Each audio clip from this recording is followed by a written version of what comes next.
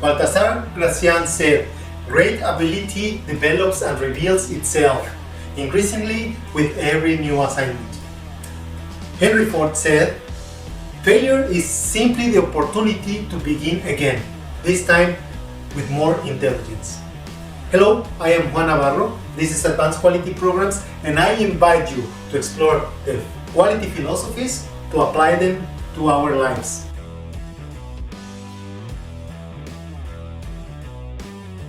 What is an FMEA?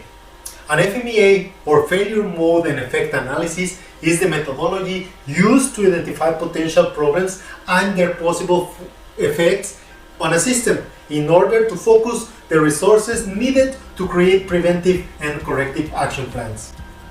The FMEAs were initially used during the 40s in aerospace industry for the development of rockets and aircrafts, with the intention of preventing costly errors.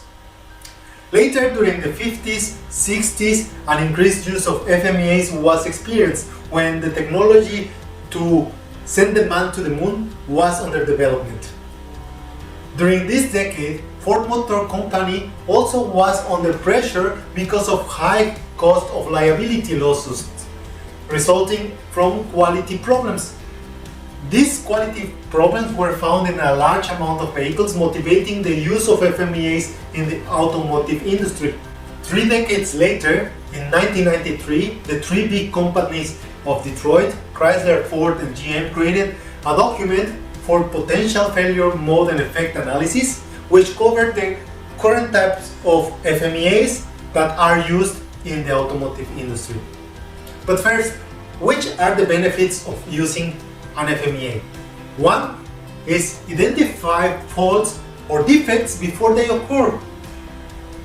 The use of FMEAs helps to reduce warranty costs. It also increases the reliability of products and services. It shortens the development time of new products or processes. It also documents process insights. It increases the customer satisfaction, and finally creates a database of lessons learned. When to use an FMEA? First, you can use it when existing products or services or process are used in new applications or new environments. You can use them when a new product or service is being created. You can use them when a process is created, improved, or redesigned. You can use them when processes are very complex. And finally, you can use them when solving a problem. Which are the types of FMEAs? The first type is the design FMEA, DFMEA, which is used to analyze components during the design process, and it focuses on the failure modes associated with the component's functionality, and it's performed when the design is still on the development phase. The second type of FMEA is the process FMEA, PFMEA, and is used to analyze manufacturing processes or services. It focuses on finding risk or inability to meet the customer specification and evaluate each process step. And finally, you have the system FMEA that ensures the compatibility of the system components. How can we create an FMEA? First, we need to fix the product or process to be analyzed. Second, we need to list the process steps or the parts of the system that we will analyze. Then we have to define the function of the step or the component. We then clarify the possible failure modes of each step or component. Then we list the effects of each potential failure mode. Then we investigate the degree of severity for each effect that we listed. Once we have that, we investigate the probability for each failure mode to occur. Then we have to rate the current controls to prevent the failure to occur on the scale of 1 to 10. Then we rate the current detection controls on the scale from 1 to 10. Then we rate the probability of the detection on the scale from 1 to 10. We have to rate the current detection controls also on the scale from 1 to 10. Once we've done that, we rate the probability of detection also from the 1 to 10. Once we have all these ratings, we multiply all of them: severity, occurrence, and detection.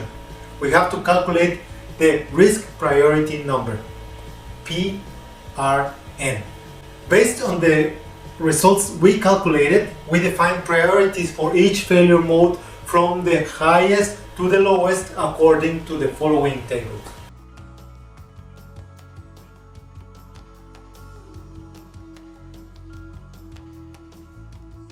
Finally, we have to define actions to eliminate or reduce the risk of failure. And we have to create a work plan accordingly. After we execute all actions listed, we calculate again the risk priority number and check if there are still risks that we need to address.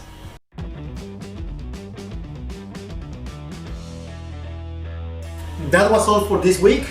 I will appreciate all of your comments and your subscription to the channel. If you enjoyed the video, don't forget to hit like, and I leave you with a quote from Anthony Hopkins. I'm fascinated by the fact that we can't grasp anything about time. Don't forget to hit the bell and see you next week.